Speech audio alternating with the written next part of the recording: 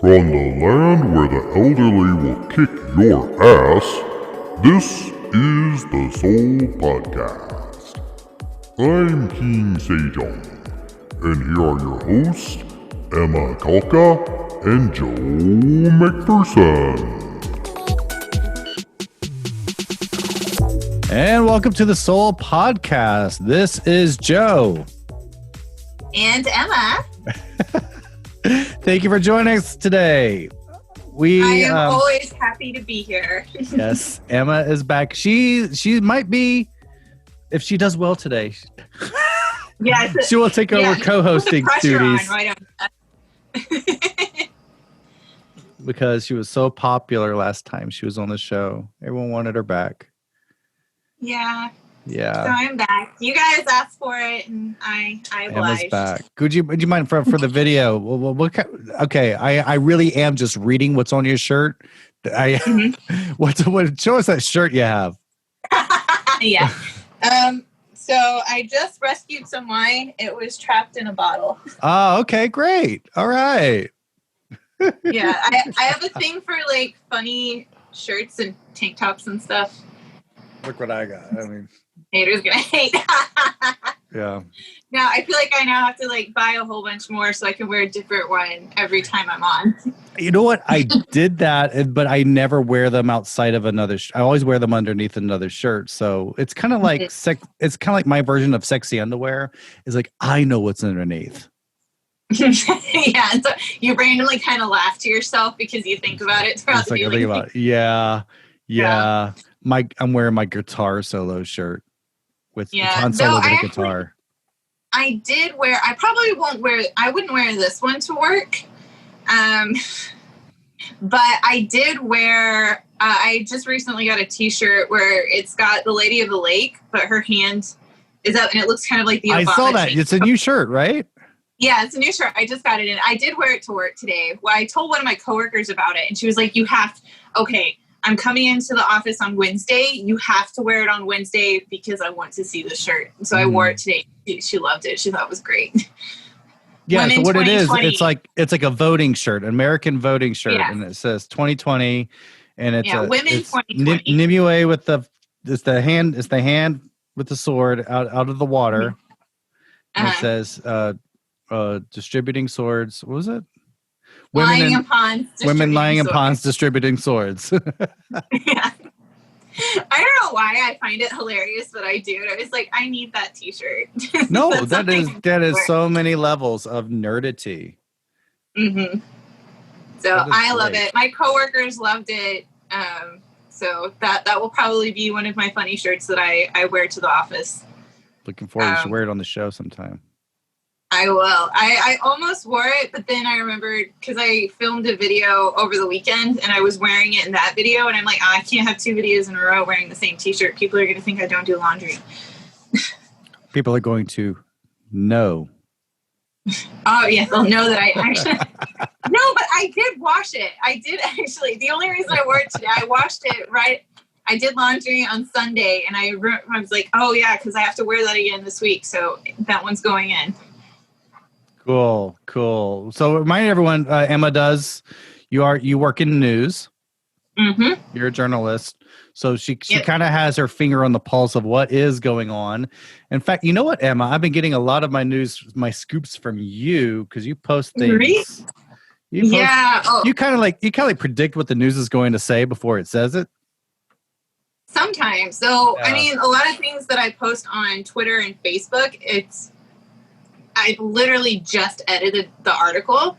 It might not be up online yet, so that's why it might look like I'm predicting it, but I'm writing it because I just edited it, so I know, but the producer hasn't posted it online yet. Mm-hmm. We go through a couple different checks. Like, the translator writes it, I edit it, and then the producer edits it and then posts it online. I don't know how to post things online. I don't have that sort of power. But, yeah, and I'm pretty sure it's some ancient system they're using to post it online. Probably, yeah. There's 2 different like systems because we have one system where the articles are originally put, and then that's where I edit them, and then once I've sent them, then they pop up in a second program that the producers have access to, and then they can go in and they have to put like the photo and then it goes to the website, and they can decide if it's going to be the top story or if they need to like link it to other stories that are already posted, that sort of stuff. Yeah.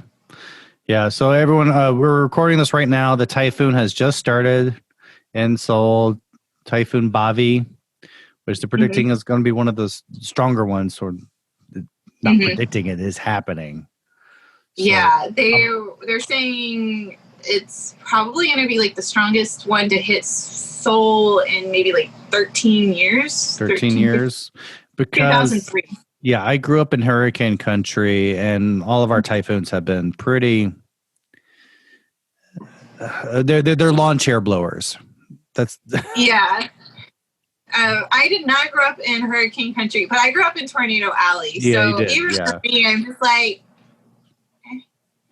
but Yeah. I do still understand the danger of it. And so anytime it does storm or there are high winds, I'm like, I'm not going outside. Yeah, I'm being overconfident. But I did make sure to park my car in the garage, in the underground garage. Good. That. Yeah, I probably should have.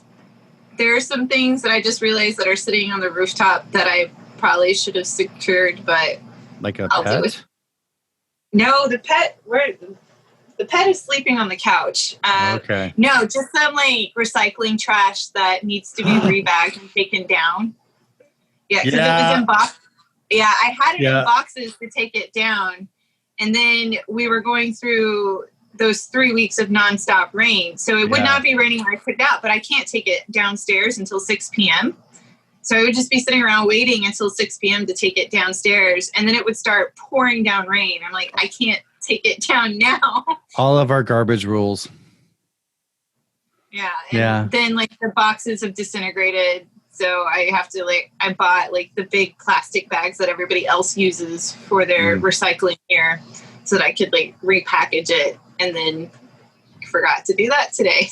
Well. But regardless of whether I put it in bags or not, it was going to be blowing around. So yeah.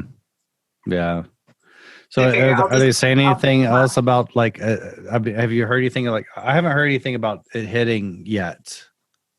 Like I know it hit like Gwangju and Jeju.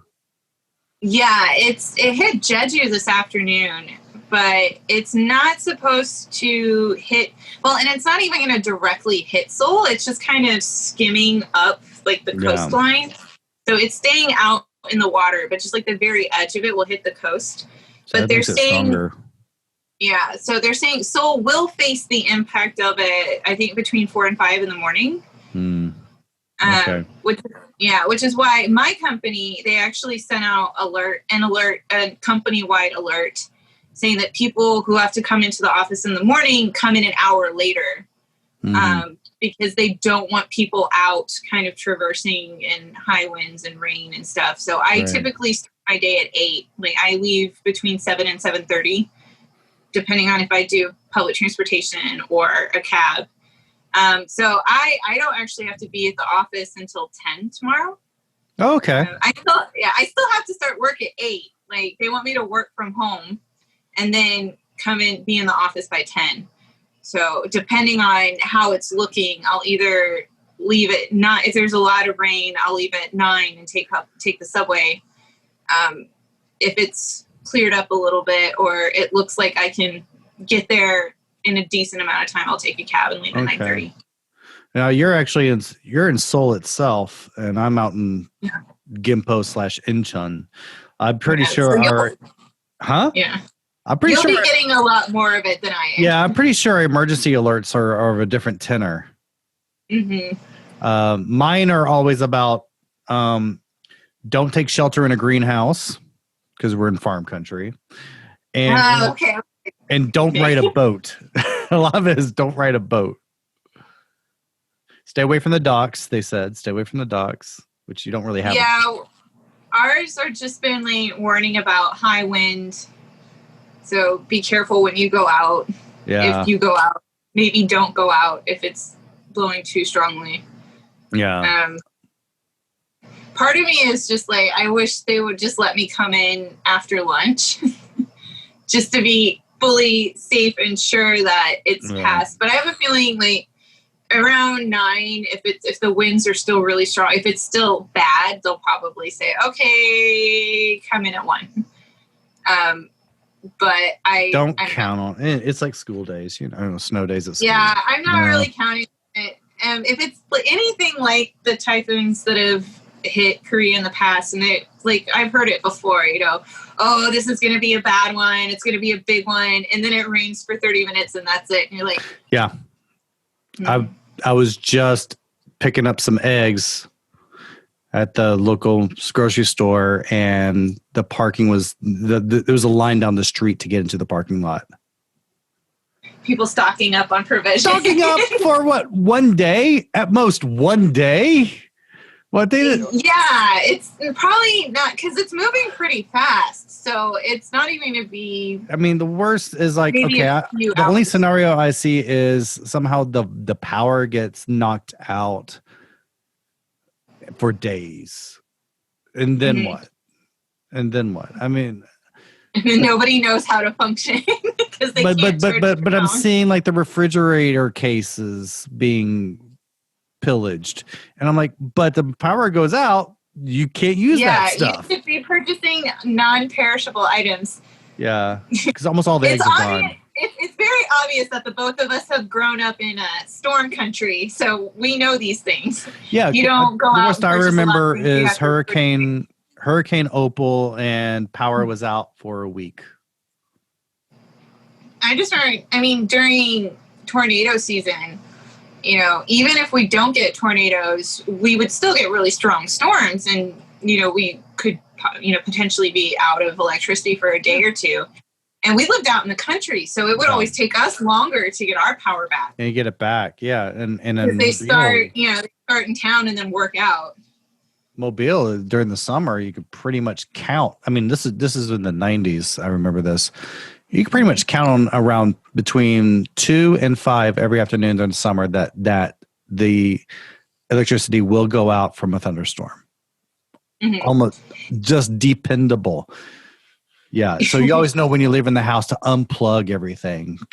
Right, yeah. Before, everyone had surge protectors, but even the surge protectors they weren't always the best, most reliable things. I don't remember our power going out very often, but the town where our town was located in Oklahoma, the worst of the storms would either go north of us or go south of us. Mm-hmm. Nothing ever hit our town directly. There were a couple times where my parents, it was kind of like a family pastime. We would sit on the back deck and watch the storms roll in, because they would never hit us directly. They would always go north or south. So we would just watch them go by. There was one time where Dad swears he saw a storm split in half and go around us. And I'm not sure if that was true. I did not see this myself. And knowing how my father has a tendency to tell stories, he said it was because of there was some sort of Native American blessing on the town that was made on the town 100 years before, and that's why we never had tornadoes hit Chandler, and they would hit outside of town, but they would never hit the town directly, and all the big storms would go around. And we would he has the power to start a church. Probably. You probably don't want him to start a church now. He's gone full on Trump, so maybe not now. But back in the day, it would have been a very hilarious church. So he had a story for everything, but that was his story for why we never got tornadoes. And we would just sit on the back deck and watch the storm systems roll in, and it was really cool to watch. And I think my mom filmed it one time, and you could just hear her in the background. She's like, "Pete, I think we should go in." He's like, "No, it's fine. She's like, "Pete," and you can just hear within a few seconds, you can just hear the wind picking up, and you can barely hear their voices. And then finally, and just this wall of clouds. It was like far in the distance, and you just walk over a span of like a minute. It's like almost on top of them, and then finally Dad's like, "Yep, we should get in." And as soon as they get in, like, there are lightning flashes, and Mom is like, "You almost killed us." That happened many times. That again, it was a family pastime to sit on the back deck. Yeah, played chicken with Mother Nature. Yep. Yeah, I remember one time Mom looks down at the chair and looks at my dad, and she's like, "Pete, should we be sitting in metal chairs?" They're like, "Mom, we should probably not be sitting in metal chairs. If you guys are going to do this often, you should probably get plastic chairs." But Oklahoma. Yeah. So one reason that I wanted to make sure that we did a show tonight because we've had this new explosion in coronavirus in Korea, and I haven't done a Seoul podcast about it yet. And it's all everyone talks about. Yeah, just to kind of go into details about what's going on, what the causes. People are saying the causes of this latest explosion was, I call it the assplosion. Yeah. I don't know. I get uncomfortable saying some of these things, and well, it's all over. Like all the news stories are saying it, so you're covered. Yeah, basically, it's dude from the Jaehoseong Church. Right. They started it. Kwang-hoon. Oh, God. Now he's going to go after us for libel. Whatever. Everybody else is saying it. Yeah. He has one of those faces that you really want to slap. Yeah. I mean, I lost it the day that he was in the news saying this was bioterrorism. Yeah, so he's claiming. Okay, so the background of this, for those, surprisingly, there are people that are not in the know of what has been happening. I just got a message. I just got a message on LinkedIn, like, what's happening in Korea? Why are you talking about? So this guy, Jung Kwang-hoon, has just been a thorn in the side of everyone for years. He's, in fact, he's kind of been. He's kind of pariah in the Christian community as well. He said in the past, he says stuff. I live holding on to God's throne firmly. I hold on tight. If you mess with me, God will kill you. Look at me. I'm not a person. I'm the Holy Spirit himself. So he's trying to start his own cult, basically. I call him he's the poor man's Sum Young Moon. Yeah, but isn't his church Presbyterian? It's Presbyterian. I mean, Sun Myung Moon's first church was also a conventional Protestant church. I think it was Presbyterian too. The Moonies were originally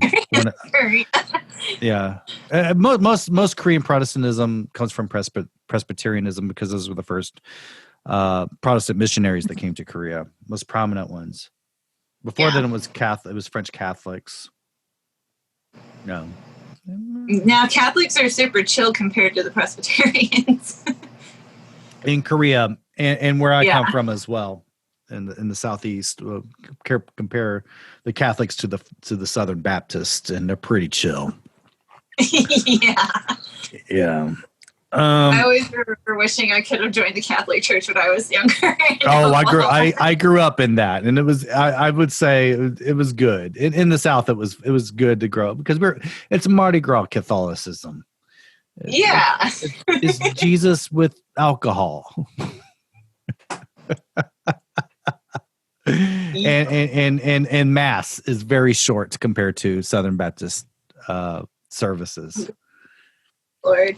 There was one we went to in Dauphin Island, Alabama, because my grandmother just always has to go to Mass. But she loved it because it was so short. We called it the microwave Mass. 30 minutes. 30 minutes. It's like, I think the priest had to go watch something on TV. He just cut everything short. The Catholic Church was the one church in my small town that my parents did not try. They went to every other church, but they never went to the Catholic Church. But one of my mom's best friends was Catholic. And I just remember in high school thinking she was the coolest person ever. I'm like, let's try the Catholic Church. She's like, no. Well, yeah, they are not Christian. I'm like, you're brought up, yeah, because I was brought up Catholic. Then I went in my teenage years. I was church shopping, religion shopping, mostly going to whatever church had the hottest girls, but the hottest girls with the lowest reputations. That's what I was hunting for. Anyway, so but a lot of them, the more extreme ones, the Sunday school classes were about how the Catholics were evil. Yeah, something like that. Yeah. Oh, in case you're curious, Church of Christ. That's where you're going to find them. Okay. I think we tried that one. Going to get in trouble for that one.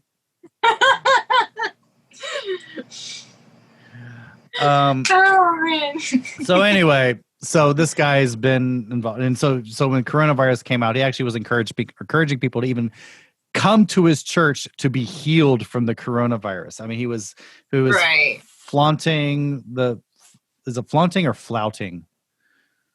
Flouting the rules. Flouting, and that's not the German word for fart, is it? Okay. I don't think so. Yeah, flouting is like the government was saying do online services, limit the amount of people that are actually coming into the church, temperature checks, all of this stuff. And they were not following the rules. So that would be they were flouting the rules, I think. They were flouting the rules. Yeah. Flouting. Yeah. Got in trouble. He's been getting in trouble anyway. He's already in trouble with the law for promoting specific candidates from the pulpit, which goes against election laws anyway. So anyway, on August 15th, it's one of our 3 Independence Days. Liberation Day. Yeah. He was part of a big rally in downtown Seoul, even though he wasn't supposed to go. He was supposed to be in quarantine anyway because he was under suspicion of having coronavirus. Goes down there, a bunch of his flock, and we got an outbreak. Surprise! Thank you. Yeah, there were like over 10,000 people, I think, at the rally. It was big. It was almost like a puck and hay size rally. Yeah, it was pretty big. And actually, because they had their permits, but then I think just a few days before that, there had started to be a slight uptick in cases. Yeah. And so the city revoked most of the permits because there were a few different rallies going on in the area on that day. Yeah, there were. And the government, the city government actually revoked a lot of the permits a few days before, saying, hey, you know what? This is not a good idea. We're having more domestic cases. This just has disaster written all over it. Oh, but that's a political plot. You know that. Yeah. And part of it is like, why would you even allow large-scale rallies in the first place? You know, I mean, you think the mayor would crack down on this, but oops. Yeah. We didn't have one. We don't have one. So, but then because I think just a few blocks over at Boshingak, one of the major labor unions had their own rally. This is why I have you on this show. You know what's going on. But it was a press conference. Yeah, they turned it into a press conference. It was a union, labor union. One of the major unions. Okay. And in the end, they found only one person had coronavirus. Yeah, as soon as I think it was on August 20th, when cases were starting to roll in on August 20th, before the government even told them that everybody who was there needed to be tested, they sent out mass messages to all the members of the union saying, go into self-quarantine, get yourself tested. And they did the responsible thing. Yeah. Yeah. 75, as of today, at least the articles I read today, I think 75% of the people who are there have been tested. And only one person has come back positive. From the labor union, even though I think Jail Sarong churches press conference or press release today was saying they were trying to accuse the union of spreading the corona. Yeah, and it's like, No. I don't know. Part of me kind of thinks or would hope that the more J.O. Silong Church and Jung Kwang-hoon talk, that the more people are just going to be turned off by all this, and the more, yeah. The tighter the more the grip that the church has on the government will loosen. Well, I just think the next generation is just going to be a lot more skeptical of organized religion after how bad organized religion has behaved itself during this. I would kind of hope that. I mean, already they're losing members. I mean, really, most of the churches, they're very aged. Right, yeah. And so I'm thinking this is really not helping them at all. They're really going to lose more. Yeah, well, and I had an interesting conversation with one of my coworkers, one of the producers at my office the other day, and she mentioned, she's like, I'm not religious. My family is not religious, but my mother goes to church like regularly because that's like her social, that's her only outlet. That's what it is. It's social, and it's also to get yourself up the hierarchy. You gotta, if you're going to be part of the neighborhood hierarchy, you gotta be part of the church, be part of the local school organizations, things like that. And that's very important. Like, they kind of imply that if you watch Kim's Convenience, they kind of imply that that's very important of Korean life. I haven't watched that yet, but I feel like I should. It's good. I like it. Yeah. But yeah, that's what she was saying. She's like, my family is not religious at all, but since my father passed away, my mom gets involved with her local church a lot. And her mother's even said, I don't believe in any of this. Yeah. But she goes because she can, have a meal with all of her friends like a couple times a week, and she's got somewhere every Sunday she can go and then just chat.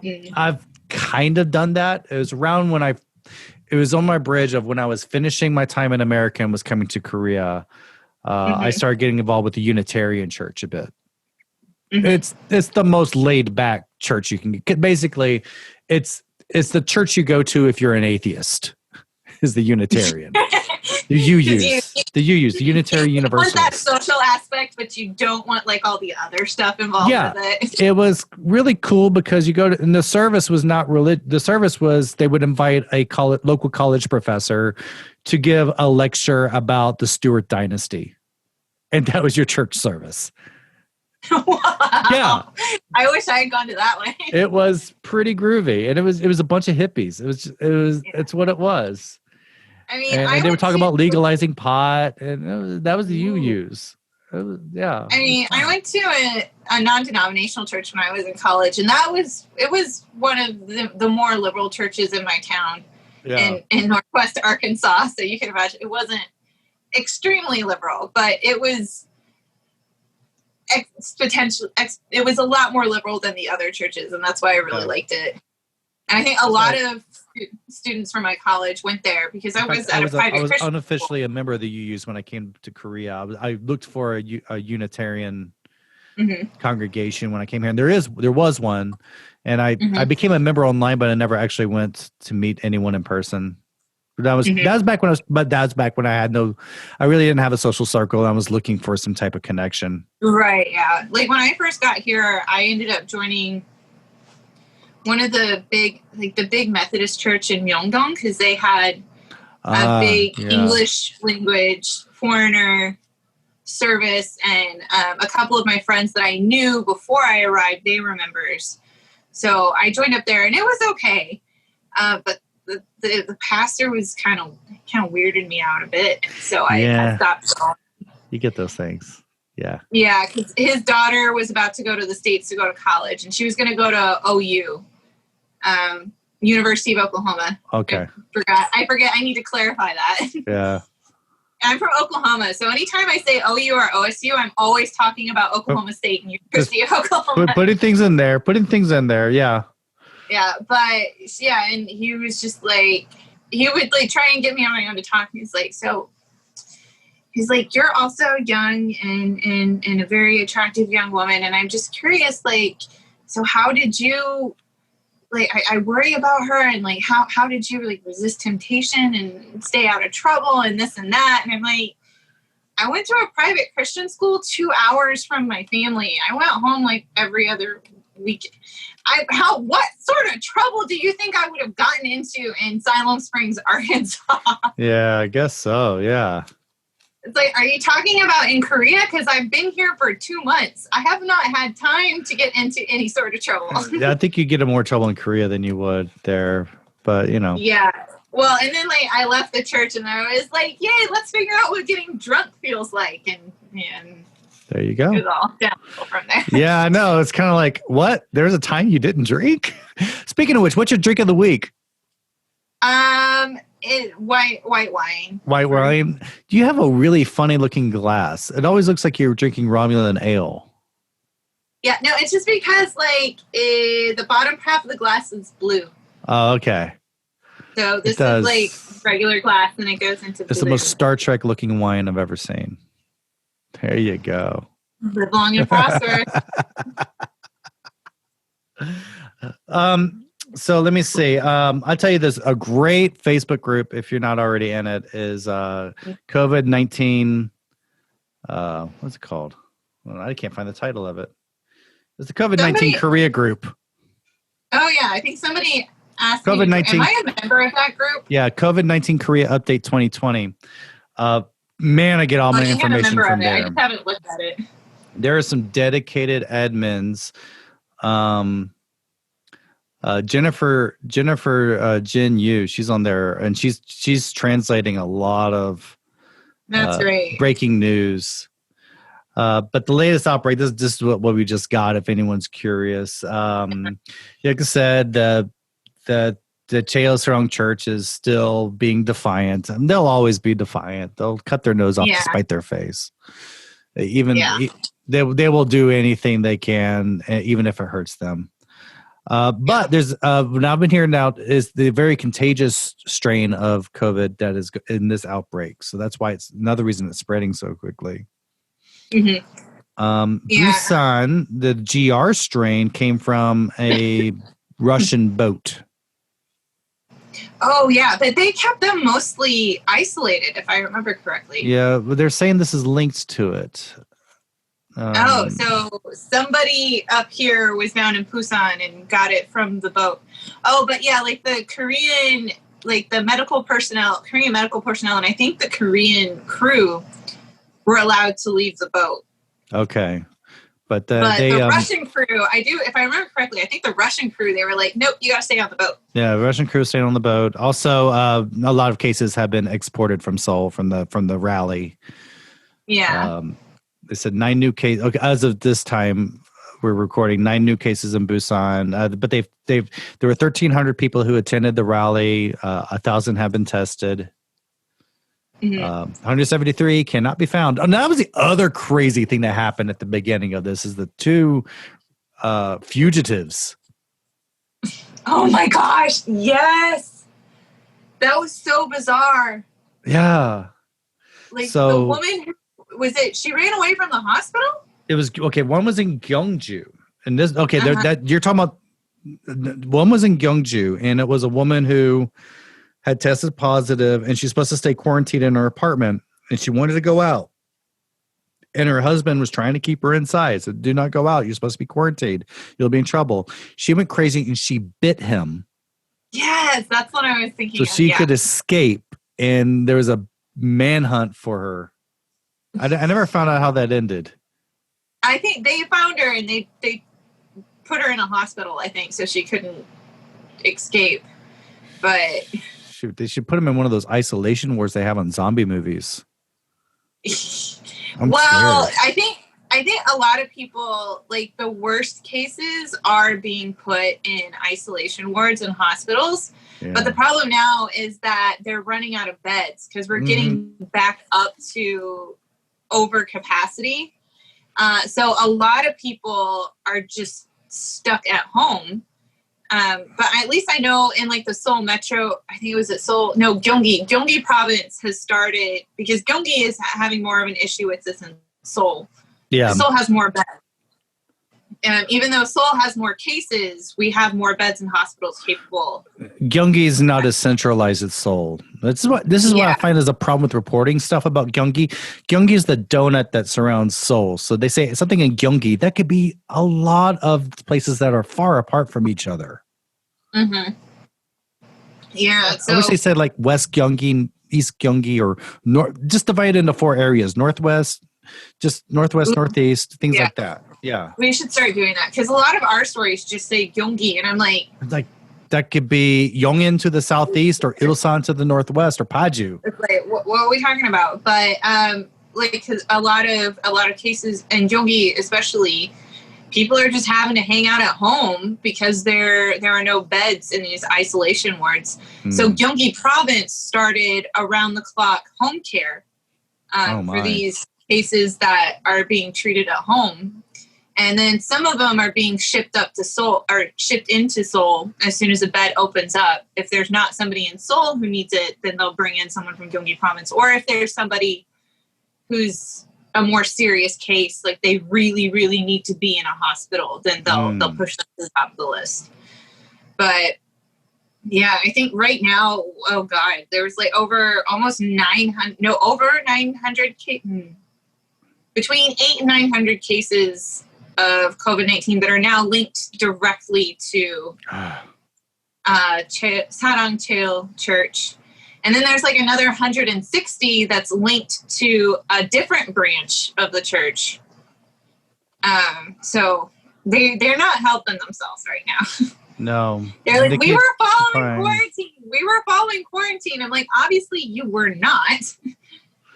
They keep saying worship is our lives. No, it is more important than our lives. I'm like, no, I think it's because you're losing income. I think that's what it is. Well, I mean, there are like around 4,000 members of Sarang Cheil, I think is the number that I saw today. Yeah. I don't know if that's just for like the main church, because there's like 13 branches of this church around the country. So I don't know if that's like all the branches together, or if it's just the main church. You know what I want to do? I want to do a Kickstarter, some type of fundraiser to buy a billboard space, and post up in Korean that verse from Matthew 6 that says you should pray in a closet, not in public. Only hypocrites. There you go. Yeah. It'll keep the COVID numbers down. Yeah. When people that should be said. If you're a Christian, and if you really do believe the Bible is the Word of God, this is from my background and all this stuff, is like anytime a church is like saying you have to be there in person, or you have to do a tithe or anything like that, they're not really following their Bible. It's actually Jesus says in Matthew that it's a private thing between you and God. There should be no conduit between you two. That's the whole basis of Protestantism in the first place. That was right. Getting rid of that Martin Luther's theses. Is you don't have a conduit between you and God. But that's what the thing is that there's these scam artists that say, oh, they discourage people from actually reading their own Bibles or thinking critically from their Bibles, and say, no, listen to me. I know the Bible. I can interpret it better than you can, better than anyone else. Right. I have a direct connection to God. He calls me on my cell phone. Without realizing that God calls everyone on the cell phone. That's the thing. He keeps sending me emergency alerts, telling me to go now, say hi to my mom. Yeah. Well, now there's actually a growing number of cases connected to the Yoido Full Gospel Church. That's the biggest church in the world.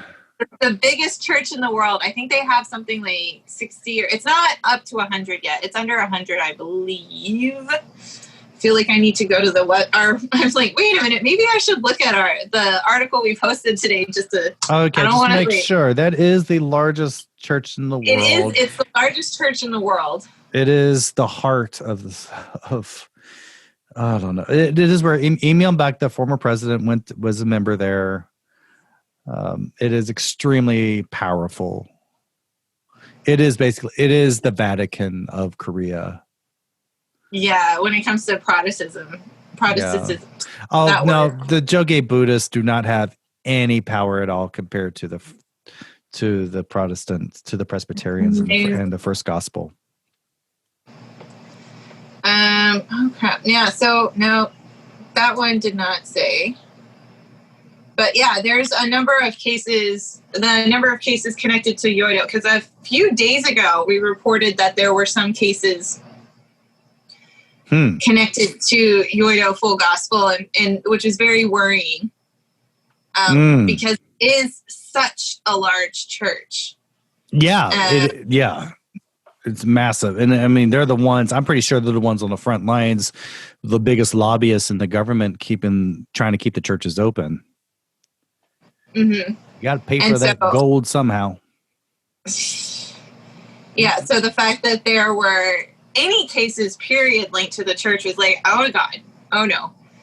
And then that's not far off from my office. So yeah, I'm just sitting there like, oh great.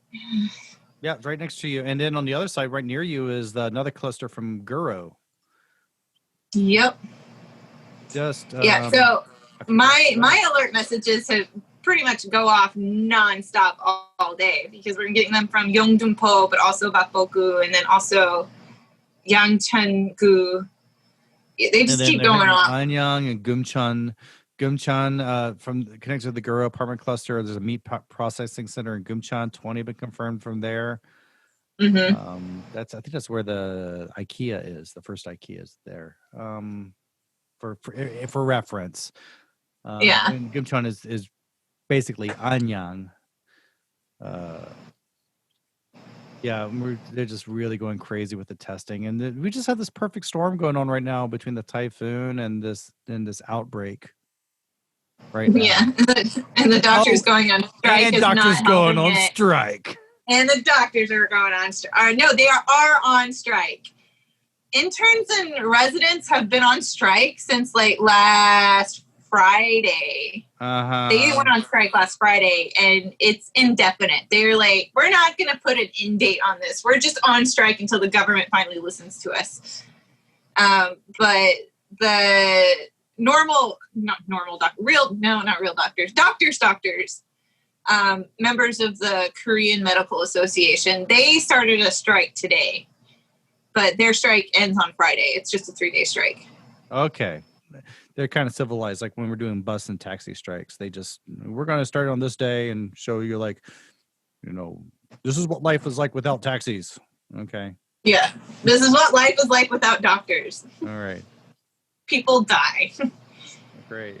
But yeah, so I think there was something like 6,000 interns and residents currently on strike. What's their issue? They figure out. Yeah, because it was from the articles that we were doing, because we're radio, so our articles are very short and they're not really in depth. And all of it was basically saying was that they disagreed with the government's healthcare reforms, namely the ones saying that they were going to increase the amount of people allowed into medical schools over the next 10 years. Yeah, so the loosening over the next 7 years. Yeah. Yeah, up in quotas, they were going to open up public medical schools. All of this to try and get more doctors. Yeah. And then there was also a few things like telemedicine and basically increasing telemedicine, which that's inevitable. Yeah. Expanding health insurance to cover more parts of Oriental medicine. Yeah, that was inevitable too. Yeah. There are some insurance companies in America that do that as well. And I think that's a little surprising, but I worked for the company that when they were introducing it, so that's how I know. Well, ultimately, what the government is trying to do is they're trying to get more doctors into regional areas. Mm-hmm. Because as of right now, anybody who becomes a doctor, obviously they want to work in Seoul or Busan or major cities. Yeah. They don't want to be country doctor. Yeah. Wasn't it an old Michael J. Fox movie? He's a doctor in the country or something like that. I think it was a TV. Wasn't that Doc Hollywood? Doc Hollywood. That's what it was. Yeah, he was a big doctor. And he moved to the country, right? Yeah. That's what I keep thinking of when I hear this. But apparently, like, there's a huge difference in pay between working in Seoul and working out in, like, a country. Yeah, and it's a big difference in prestige. How are you going to? Yeah, what's your mother going to say at church? Like, oh, my son's a doctor. Yeah, that's going to be the next big status thing. Is like, where's your son a doctor? Yeah. So at first, when we first started reporting on the strikes, I was like, well, that's just what? Why are you being so selfish? And we're in the middle of a pandemic. But then, like, a friend of mine, which I'm not sure if you saw on Facebook, because I posted that quote today. And then a friend of mine was like, I'm like, I don't really understand why this is happening. And my friend was like, well, here are some of the reasons why. At least the interns and the residents, they actually have some pretty reasonable requests that they're pushing for that are actually not related to what the government is pushing for, but they're kind of trying to tack them together to make that happen. So that's why it seems very strange. I'm like, and once she explained that, I was like, oh, okay. And so mainly the interns and the residents are pushing for humane hours. Mm-hmm. Because they apparently work like ridiculous hours that should be illegal. Which is bad medicine anyway. Right. You don't want a doctor who's been working for 36 hours. Right. And then also better sustainable pay. And I'm like, okay, those are things I can get behind. And if the government is like not listening to you, then okay. Yes, do it. I can go strike. Do a strike. It seems to be the only way to get people to pay attention to you in Korea. Go on strike. Yep. Or, have somebody die. But even that doesn't work. Well, yeah, or self-immolation, things like that. You got to go all Karen. You got to go all out. Full Karen. Yeah, but apparently, like, the Doctors Association is, like, a little less. For them, it's more... the prestige aspect of it. Oh, well, if we have more doctors, then it's no longer prestigious to be a doctor because everybody's a doctor and something like that. Yeah, that's what you always get. Whenever anyone's trying to open up the membership to a closed guild, the guild is always going to protect itself. Mm-hmm. And I'm just like, ugh. Well, and for me personally, I don't really see how creating more doctors is going to fix the problem of there not being enough doctors in regional areas. Well, you're just creating more people. You're just creating more doctors who are going to want to work in a big city because you haven't fixed the problems for why nobody wants to work. Which one of them is just stupid and they need to give it up anyway. But other things they can fix, maybe better give them incentives or better pay. Or make it a like a progress thing. It's like, okay, the young ones start in the country and you work your way up to Seoul or something like that. Yeah, something like that. And, maybe give, again, incentives. Give them a reason to want to work in those rural areas. Yeah. Or, at least to make it more tolerable. I mean, we have incentives for ESL teachers as the pay's better if you work out in the country than if you work in Gangnam. Yeah, and that's why I know a lot of ESL teachers, especially when they started taking emphasis away from English language in public schools and downsizing the number of English teachers in the public school system. A lot of people moved from Seoul into country areas because there were still jobs, and B, they were paying better. Mm-hmm. And transportation is good enough that you can always go into Seoul, no problem. Yeah. I mean, you could live out somewhere in Gyeonggi and you can still, come up and spend a weekend in Seoul. Yeah. And it's cheap enough. You don't want to live in Seoul. Why? Why would anybody want to live in Seoul? I mean, I lived in Seoul for 3 months, and I said, "Get me the hell out of here." I've lived in Seoul for 12 years now. But I grew up in the middle of nowhere. So for me, I'm like, I don't want to go back. Don't put me back in the country. I don't want to go back to the country. Yeah, but we have mountains. This isn't like Oklahoma. We have mountains. It's nice. Yeah, I had cows. Yeah, we have mountains. Well, I have cows near me. I know where I can see cows and horses right near me. I had cows in my backyard. Well, good. My grandfather was a cattle rancher. Well, that's cool. There's not a lot to do in Chandler, Oklahoma. So, I mean, I appreciate my upbringing there, but I'm like, I don't want to go back to living there. No. That was the stage. That chapter's already done. You don't want to read that again. I've done the country. I want to stay in the city. Yeah. Yeah. So if I ever go back to Oklahoma, it'll be Oklahoma City. No, you don't. Of course, they have good barbecue. But yeah. Mm-hmm.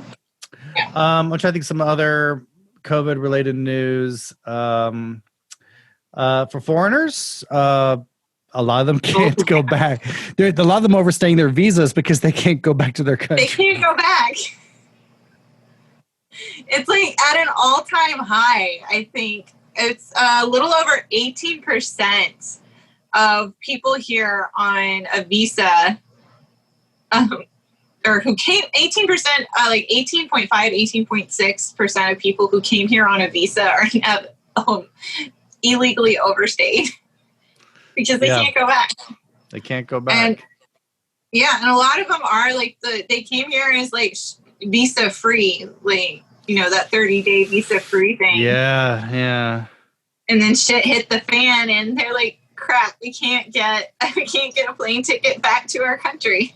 I haven't got much details, but it does seem like the government is trying to solve the problem. They're not just being buttholes about it. They're not putting people in jails.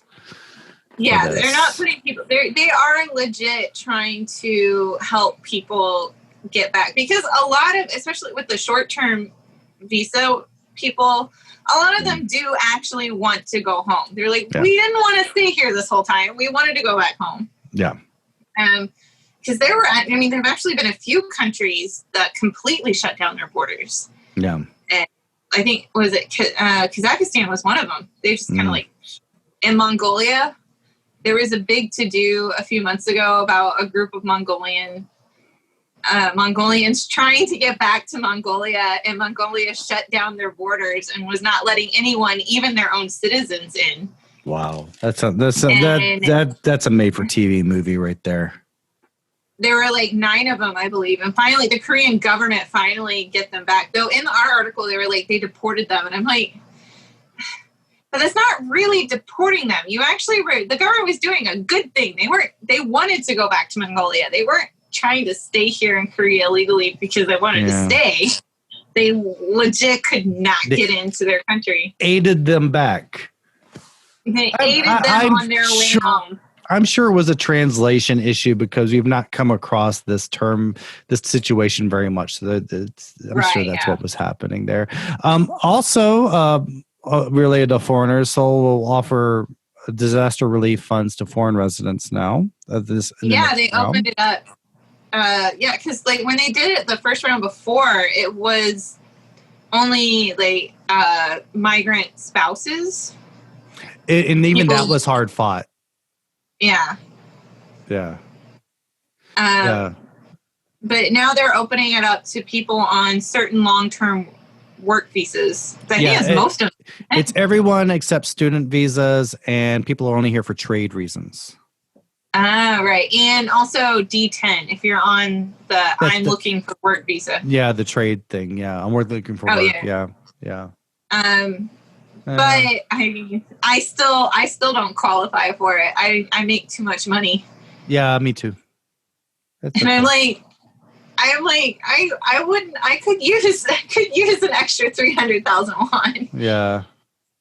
But I don't qualify. The payouts aren't as large as the American payouts, but it's still nice. But then again, the cost of living is not as crazy high as it is in America. Because we don't have as much insurance to give away to corporations and. Mm-hmm.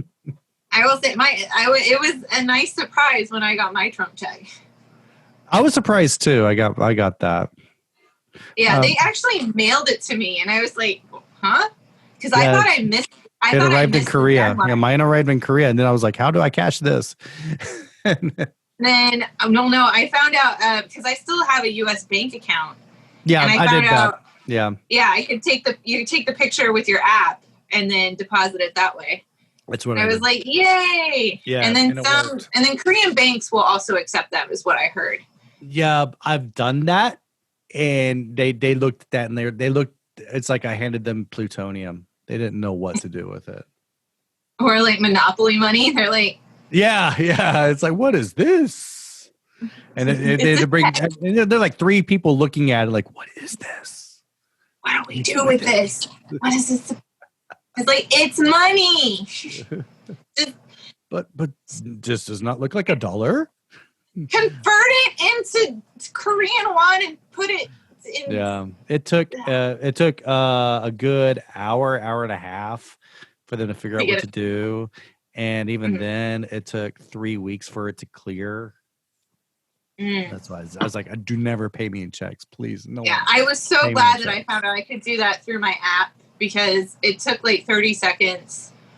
And then it said that it could take up to 5 days to clear, but it was cleared within like 48 hours. And to clarify, I was not saying this to make fun of Korean banks. I was saying this to say that America still does paper checks when the rest of the world is going electronic.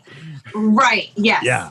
That was our point. This is not making fun of Korean banks. This is making fun of America for sticking to something that it's like no paper one else checks. in the world does this anymore. Paper checks and feet and pounds. The imperial system. Yeah. You would think America would shun something that's called the imperial system, but yeah. Nope. We're a former colony. We're stubborn. But it will be good. I think there will be a lot of foreign residents who will benefit from that. At least I hope so. And I feel like the people who really need it will hopefully benefit. I hope so too. I don't think Sam Okyere is going to get his though. Probably not. I think he. That, my friend, you call that is a classic Soul Podcast segue right there. I assume he makes more than me, but maybe not for much longer. Yeah, we'll see. He's been in hot water a lot because of stuff he says on social media. Yes. On the other hand, it's kind of stuff he says, I think he really hit people in very sensitive spots.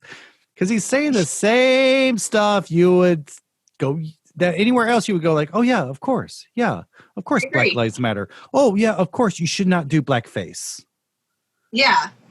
But this is Korea. And we have to be so sensitive because in Korea, no, other people are racist, not us. Mm-hmm. How dare you call us racist? Other people are sexist, not us. Yeah. So anyway, Sam a month or two ago got in trouble for saying it was something about Black Lives Matter. Oh no, it was about those kids. Okay, there were some high school students that dressed in blackface to imitate those the African pallbearers. Mm-hmm. And that was kind of their senior prank or something like that. And Sam was saying it's not cool to do blackface. And every time Korea does blackface, people say you shouldn't do this. And they go, oh, we didn't know. And then they do it again. But we didn't know. Like the excuse only lasts, like, I think they've kind of run out of chances for that excuse to last, in my opinion. Yeah. I mean, but I've been here for 12 years and I've seen it so much. I'm like, that only works like the first few times. It's now been like a good 10 years you've been using this excuse. It's been the Bubble Sisters were 2003, weren't they? That was the K-pop group that dressed in blackface. Yeah, so it's been over 10 years. Yeah, it's been almost 20 years. I think it's just that they just don't care. Or just living in bubbles. They're not paying attention to what the foreign community is saying. And since Sam speaks fluent Korean, people pay more attention to him because I mean, Sam's a good guy. I've met him before. He's a cool guy. But in many cases, he seems really cool. I would love to meet him. There are so few foreigners or non-Asian looking people who speak Korean that if you're a non-Asian looking person and you speak fluent Korean, you're easily famous. Yeah. It's not a hard bar to get over. Yeah, it's not. And so suddenly you have 30,000 followers. Rabid followers in the famous Korean internet that drives people to suicide. And then suddenly you have to like watch and rethink every single post you make before you make it. Because you're like, wait. Even this. So the latest thing, and he just took down his whole Instagram account because of this, is there's a photo of him with a Korean actress. And then someone in the comments, he didn't even say this. Someone in the comments said, once you go black, you never go back. But he responded to that and goes, preach. No, I saw that as kind of funny. It was more of a black pride thing that they were saying. Yeah. Well, and I'm so used to hearing that and seeing that it just kind of makes me chuckle, and I'm like, ha ha ha, because I do know a lot of really cool black people, so I'm like, yeah. But yeah, people here didn't like that. Yeah. They call it sexual harassment. They call it sexual harassment. Sexual harassment or something. But you know what it is? This is the dirty subtext of this. It's the same subtext that was in the segregationist South. And you go way further back to Birth of a Nation and all that stuff. It is the threat of a black man taking our women. Yeah. That's the dirty subtext of this. Is why people got so angry at the implication that a black man could have sex with a Korean woman. This has never happened before. But I think that's the subtext of the whole thing. The whole English spectrum scandal back in 2004, 2005. It was all about Korean men feeling this need to protect their women. From the scary, dirty foreigners. Yeah. Yeah. It was all about that. Yeah, well, and we were still seeing that even when I came to Korea in like 2007 up, and it's just like, and there's such like a huge number of, well, not huge, but it's grown. There are a lot of Korean women married to foreign men and in very happy relationships, and the other way, lots of Korean men married to foreign women. Yeah, and that's been the newest thing. Like, there's been a huge. It's been great. It's great, and I don't feel this need to go like, oh, you're taking our women from us. I'm like, high five, dude. Awesome. Hope you have a good marriage. Yeah. Yeah. But that's why I personally think that it was a bit of an overreaction. Like, I feel like he didn't need to take down his Instagram. Yeah, I don't think he should have taken it down. I think he's just waiting it out. It's going to blow over. And everyone's going to forget and it's going to come back. I mean, that's the cycle. And that is the Korean celebrity cycle. People are just so rabid. And all you got to do is just be quiet for a while. Either you got to commit suicide or do career suicide for a little while. And then you come back. Except if you do real suicide. Like, has he issued like a formal apology for it, or did he just like? I think I don't know. I think he has apologized. He's always apologizing for stuff, for really mundane crap. But I think he's just being targeted, and I really do. I do feel like it is an underlying. It's underlying racism in this. I feel like it's a latent racism, a bit of resentfulness, and a little bit of this. When you're brought up in this, my daughter's schooling, they bring this up too, and I'm really trying to prevent her from getting this, is this victim mentality.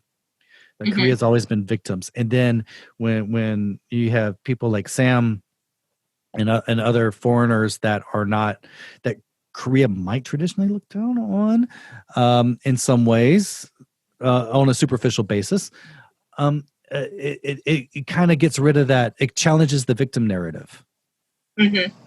You can't, the whole thing about Vietnamese victims wanting compensation for Korean atrocities during the Vietnam War. Right, yeah. It challenges the narrative that Korea's always been a victim, that it's been a perpetrator. Or the concept that during World War II, the Korean prison guards were actually the most abusive, committed more war crimes than the Japanese guards. There were reports. But, yeah. Well, and I think another part of that is, especially when you're talking about foreigners who gain a certain level of celebrity within Korea, because we stand out, or I say we, I'm not a celebrity, but because they stand out in my mind. Aw, thank you. No, but because they stand out more with the Korean public, it's almost as though they're held to an even a bit of a higher standard. It's like, you cannot screw up, or you're else. A representative. Everyone's an Obama. Yeah, you're suddenly a representative of your country. So every you sort really of have to be minor thing that you might do wrong is suddenly blown up into this huge thing, and they're like, oh, well, Americans. Yeah. Things like, okay, give me your example. Ines Kaya, back a few years ago, I think he was one of the guys who was on what was it, the Summit show, Abnormal Summit. I think when Abnormal Summit started, he was one of the first guys on it, and he's from Turkey. And then, he did actually have a scandal. I think there was something coming out that he cheated on his wife or whatever, but he got it a bit harder. Korea has a whole industry around that. It's just yeah. Lee Byung-hun can do no wrong, but God forbid a foreign celebrity cheats on his wife, it's over. Or a Korean actor, or a Korean actress. If a Korean actress cheats on her husband.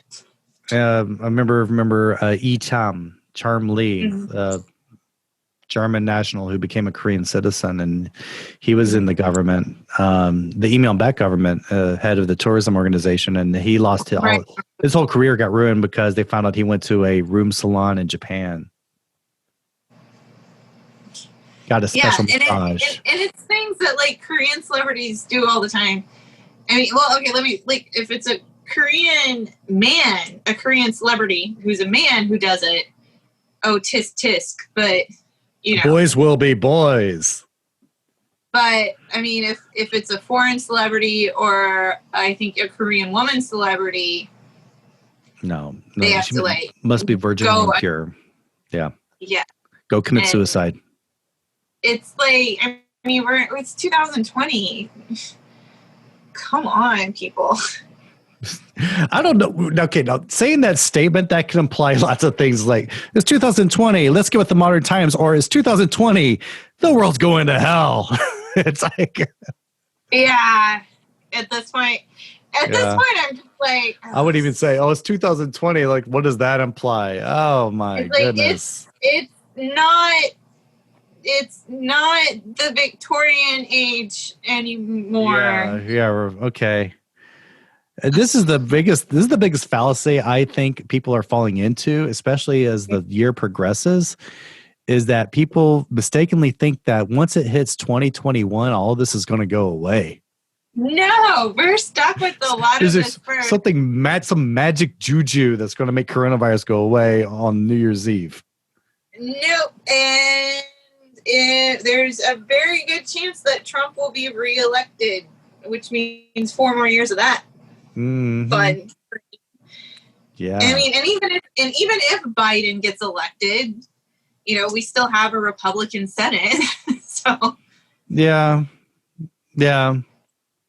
All those people in the U.S. government that we don't like are still going to be there. And all the nasty ones, even the ones that are voted out, they're all going to move straight to Fox News, or they're going to create. They're also going to create their own networks and stuff. And believe me, we're still going to hear from them. System.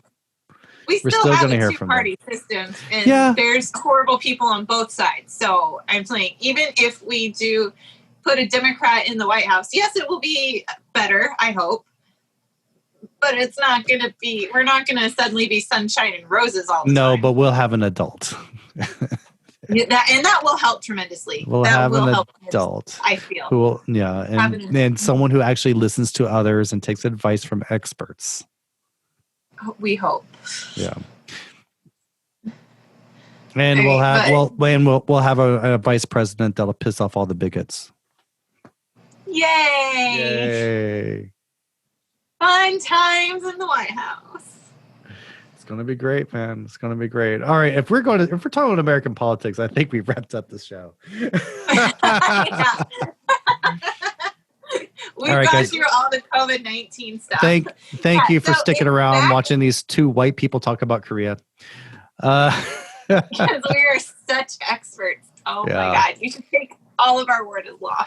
Yeah. Just keep in mind, this is just one of many perspectives of living in Korea. And you should always check out more. There are many more out there. And there are many more, This is just one perspective. We want to thank you for joining. If you'd like the show, please subscribe. I keep meaning to do this at the beginning of the show. And I know you forgot it. You actually wrote it at the top of our thing, and then I noticed you just kind of skipped over it. And I'm like, okay. I do it every time. I did it. No, back in the old days, we actually had sponsors, and we're supposed to do an ad in the middle of the show, and always in the first 50% of the show, and I always forgot. Always. Then you have to go back and splice it back in. No, we couldn't do it. You had to make it sound natural. So I was like, oh, quick, we got to go to my PC ad. Oh my gosh. Oops. Yeah, that was an issue. Dad, nabbit. Yeah, and we had to report that every month too, like what time we did the ad and all that stuff. They're probably not having it 5 minutes before the end of the show. Like, by the way, sponsors. By the way, yeah. So yeah, you can follow if you like our show. Subscribe on YouTube. Also, we're on any podcast app you have. You can follow us on Twitter at King Sejong. Emma, you're on Twitter too. Yes, I am. It's very easy at Emma Kalka. Kalka. Yes. Kalka, not Kalka. Kalka. Okay. Actually, I don't care. I'm used to everybody mispronouncing it, so I don't Me too. care. I'm used to people saying McPherson. Actually, I think that's the right way to pronounce it. I'm actually surprised when people say it correctly the first time. I'm like, well, cool. Yeah. Emma Kalka. EMMAKALKA. Thank you. And also you can join Facebook at facebook.com/SeoulPodcast. We also run a Patreon if you want to support the show for just $5 a month. You can get back episodes that go all the way back to 2008. And we're going to post unedited versions of the show. And you'll get it before everyone else. You can do that at patreon.com/SeoulPodcast. So everyone, thank you for listening today. Emma, good times. Always good times, yeah. Until next time, stay safe.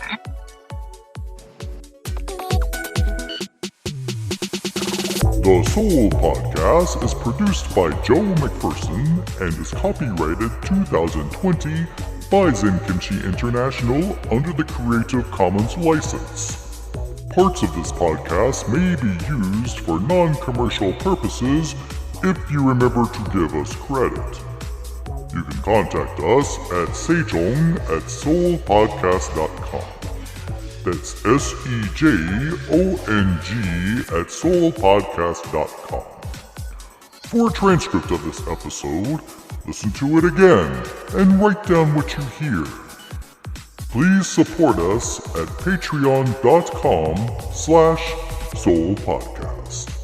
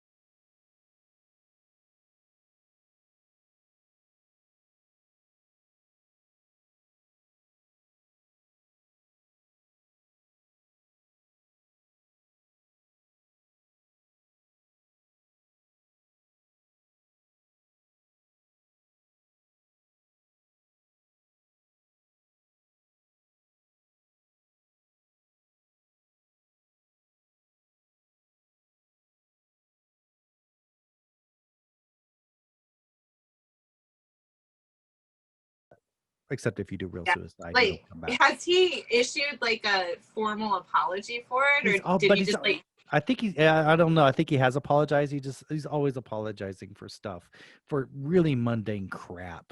But I think he's just being targeted, and I really do. I do feel like it is an underlying. It's underlying racism in this. I feel like it's a latent racism, a bit of resentfulness, and a little bit of this. When you're brought up. And this, my daughter's schooling, they bring this up too, and I'm really trying to prevent her from getting this, is this victim mentality. That Korea's always been victims. And then when you have people like Sam and other foreigners that are not, that Korea might traditionally look down on in some ways, on a superficial basis, it kind of gets rid of that. It challenges the victim narrative. You can't, the whole thing about Vietnamese victims wanting compensation for Korean atrocities during the Vietnam War. Right, yeah. It challenges the narrative that Korea's always been a victim, that it's been a perpetrator. Or the concept that during World War II, the Korean prison guards were actually the most abusive, committed more war crimes than the Japanese guards. There were reports. But, Well, and I think another part of that is, especially when you're talking about foreigners who gain a certain level of celebrity within Korea, because we stand out, or I say we, I'm not a celebrity, but because they stand out in my mind. Aw, thank you. No, but because they stand out more with the Korean public, it's almost as though they're held to like and even a bit of a higher standard. It's like, you cannot screw up, or you're else. A representative. Everyone's an Obama. Yeah, you're suddenly a representative of your country. So every sort really of have to be minor thing that you might do wrong is suddenly blown up into this huge thing, and they're like, oh, well, Americans. Things like, okay, give me your example. Like, Ines Kaya, back a few years ago, I think he was one of the guys who was on what was it, the Summit show, Abnormal Summit. I think when Abnormal Summit started, he was one of the first guys on it, and he's from Turkey. And then, I mean, he did actually have a scandal. I think there was something coming out that like he cheated on his wife or whatever, but he got it a bit harder. Korea has a whole industry around that. It's just like, yeah. Lee Byung-hun can do no wrong, but God forbid a foreign celebrity cheats on his wife, it's over. Or a Korean actor, or a Korean actress. If a Korean actress cheats on her husband. I remember Charm Lee, German national who became a Korean citizen, and he was in the government, the Lee Myung-bak government, head of the tourism organization, and he lost his whole career got ruined because they found out he went to a room salon in Japan. Got a special massage. And it's things that like Korean celebrities do all the time. I mean, well, okay, if it's a Korean man, a Korean celebrity who's a man who does it, oh, tisk tisk, but boys will be boys. But I mean, if it's a foreign celebrity, or I think a Korean woman celebrity, no, they have to must be virgin and pure. Yeah. Go commit suicide. It's like, I mean, it's 2020. Come on, people. I don't know. Okay, now saying that statement, that can imply lots of things, like it's 2020, let's get with the modern times, or it's 2020, the world's going to hell. It's like, yeah. At this point, I'm just like, I wouldn't even say, it's 2020. Like, what does that imply? Oh my goodness! It's not the Victorian age anymore. Yeah. Okay. This is the biggest fallacy I think people are falling into, especially as the year progresses, is that people mistakenly think that once it hits 2021, all of this is going to go away. No, we're stuck with a lot of this. Some magic juju that's going to make coronavirus go away on New Year's Eve. Nope. And there's a very good chance that Trump will be reelected, which means 4 more years of that. Fun. Yeah. I mean, and even if Biden gets elected, we still have a Republican Senate. So yeah. All those people in the U.S. government that we don't like are still going to be there. And all the nasty ones, even the ones that are voted out, they're all going to move straight to Fox News, or they're going to create. They're also going to create their own networks and stuff. And believe me, we still have we're still going to hear from two-party them. system. We We're still have a two-party system, and there's horrible people on both sides. So I'm saying, even if we do put a Democrat in the White House, yes, it will be better, I hope. But it's not going to be, we're not going to suddenly be sunshine and roses all the time. No, but we'll have an adult. that will help tremendously. We'll have an adult, I feel. Who will, and someone who actually listens to others and takes advice from experts. We hope. Yeah. And we'll have we'll have a vice president that'll piss off all the bigots. Yay! Fun times in the White House. It's gonna be great, man. It's gonna be great. All right, if we're talking about American politics, I think we've wrapped up the show. We've gone through all the COVID-19 stuff. Thank you for sticking around watching these two white people talk about Korea.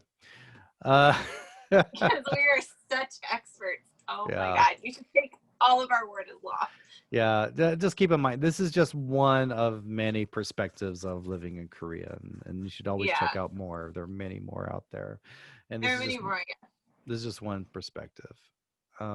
We want to thank you for joining. If you'd like the show, please subscribe. I keep meaning to do this at the beginning of the show. And I know you forgot it. You actually wrote it at the top of our thing, and then I noticed you just kind of skipped over it, and I'm like, okay. I do it every time. I did it. No, back in the old days, we actually had sponsors, and we're supposed to do an ad in the middle of the show, and always in the first 50% of the show, and I always forgot. Always. Then you have to go back and splice it back in. No, we couldn't do it. You had to make it sound natural. So I was like, oh, quick, we gotta go to my PC ad. Oh my gosh. Oops. Yeah, that was an issue. Dad, nab it. Yeah, and we had to report that every month too, like what time we did the ad and all that stuff. They're probably not having it 5 minutes before the end of the show. Like, by the way, sponsors. By the way, yeah. So yeah, you can follow if you like our show. Subscribe on YouTube. Also, we're on any podcast app you have. You can follow us on Twitter at King Sejong. Emma, you're on Twitter too. Yes, I am. It's very easy at Emma Kalka. Kalka. Yes. Kalka, not Kalka. Kalka. Okay. Actually, I don't care. I'm used to everybody mispronouncing it. So I don't Me really too. care. I'm used to people saying McPherson. Actually, I think that's the right way to pronounce it. I'm actually surprised when people say it correctly the first time. I'm like, well, oh, cool. Yeah. Emma Kalka. EMMAKALKA. Thank you. And also you can join Facebook at facebook.com/SeoulPodcast. We also run a Patreon if you want to support the show for just $5 a month. You can get back episodes that go all the way back to 2008. And we're going to post unedited versions of the show. And you'll get it before everyone else. You can do that at patreon.com/SeoulPodcast. So everyone, thank you for listening today. Emma, good times. Always good times, yeah. Until next time, stay safe. All right.